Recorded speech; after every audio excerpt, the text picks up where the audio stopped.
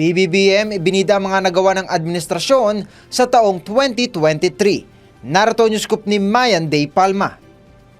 Ibinida ni Pangulong Ferdinand Marcos Jr. ang mga nagawa ng kanyang administrasyon para sa mga Pilipino sa taong 2023. Kabilang sa mga ito ang pagtatatag ng 33 karagdagang specialty centers, mahigit 2,000 silid-aralan at 7 cold chain facilities. Mayroon ding pumasok na investments para sa renewable energy sector ng bansa na may total potential capacity na 121,000 megawatts. Bukod sa mga ito, nakumpleto rin ang 8 water supply projects sa bansa. Mayroon namang karagdagang 147 water projects na isasagawa para sa 2024. Binigyang diin muli ng Pangulo ang pangako ng administrasyon na tiyakin ang mahusay at mabilis na serbisyo para sa mga Pilipino. Aniya, New Year's resolution ng pamahalaan ang patuloy na pagbibigay ng dekalidad na serbisyo upang mas umunlad ang buhay ng lahat para sa taong 2024. At yan ang aking news scoop. Ako po si Mayan Day Palma, nagbabalita ng tama, naglilingkod ng tama.